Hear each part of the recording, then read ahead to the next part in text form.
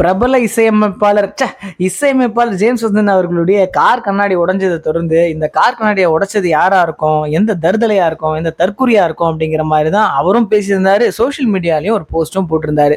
உண்மையிலே நடந்த விஷயம் என்ன தெரியுமாங்க? கொட்டிவாக்கத்தில் இருக்க ஒரு உணவகத்துக்கு இவர் சாப்பிட போயிருக்காரு. போனவர் அவசரத்துல அவருடைய காரை ஒரு வீட்டு வாசல்ல, அதாவது வீட்டு ஓனரே கூட உள்ள நுழைய முடியாத அளவுக்கு நிறுத்திட்டு போயிருப்பார் போல இருக்கு. ஏன்னா அந்த டென்ஷன்ல தான் அந்த வீட்டு ஓனர் ஒரு பெண்மணி அவங்க சுத்தி சுத்தி வந்து பார்த்துருக்காங்க. வழி இல்லைன்னு யாரா இடையூற இந்த கார் நிறுத்திருக்காங்கன்ற டென்ஷன்ல, மன உளைச்சல்ல கல் எடுத்து டமால் அடிச்சு கார் கண்ணாடியை உடைச்சிருக்காங்க. அதாவது ஜேம்ஸ் வசந்தன் அவர்களுடைய கார் கண்ணாடியை. ஸோ அவர் என்ன மென்ஷன் பண்றாருன்னா, யார் எந்த தற்குறி பார்த்த வேலை தெரியல, எந்த தருதலை பார்த்த வேலைன்னு தெரியல, என் கார் கண்ணாடியை உடைச்சது அப்படிங்கிற மாதிரி அவர் சொல்றாரு. உண்மையிலேயே ஒரு வீட்டு வாசல்ல யாராவது வழி கூட இல்லாமலுக்கு நம்ம வண்டியை நிறுத்துவோமா? நிறுத்த மாட்டோம் இல்லையா? ஒரு 2 வீலராக இருந்தால் கூட நம்ம நிறுத்த மாட்டோம். ஒரு ஓரமா யாருக்கும் எந்த இடையூறும் இல்லாம தான் நிறுத்துவோம்.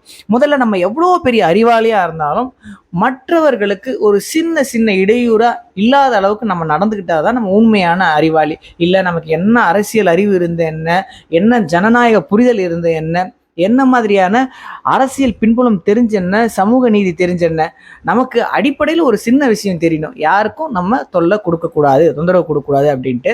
இந்த பதிவுலேருந்து நான் சொல்ல வர்றது என்ன அப்படின்னா, நம்ம எவ்வளோ வேணா ஏளனமா அடுத்தவங்களை தற்கூறின்லாம் தருதலன்லாம், பட் நம்மளுடைய நடவடிக்கைகள் எப்படி இருக்கு, நாகரிகமா இருக்கா, இல்லை அடுத்தவர்கள் விமர்சனம் செய்யும் வகையில் இருக்கா அப்படிங்கிறதா இங்கே நம்ம பதிவு பண்ண வேண்டிய விஷயம். ஸோ இவர் அவசரப்பட்டு தாவேக்கா தொண்டர்கள் தான் அவருடைய கார் கண்ணாடியை உடைச்சிருக்கிறதா அவர் பதிவு பண்ணியிருந்தாரு. பட் அது உண்மை கிடையாது. யாரும் அவரை கண்டுக்க கூட இல்லை. ஏன்னா அவங்க வேலையை முடிச்சுட்டு, எலெக்ஷனுக்கான வேலையை முடிச்சுட்டு அவங்களுடைய வேலையை பார்த்துக்கிட்டு இருக்காங்க. பட் இதை பற்றி நீங்கள் என்ன நினைக்கிறீங்க அப்படிங்கிறத இந்த கமெண்ட் செக்ஷனில் கீழே இருக்க உங்களுடைய கருத்துக்களை கீழே கமெண்ட் செக்ஷனில் பதிவு பண்ணுங்கள். இந்த மாதிரி இன்ட்ரெஸ்டிங்கான விஷயங்களுக்கு நம்ம JFK தமிழை ஃபாலோ பண்ணிங்க. தேங்க்யூ.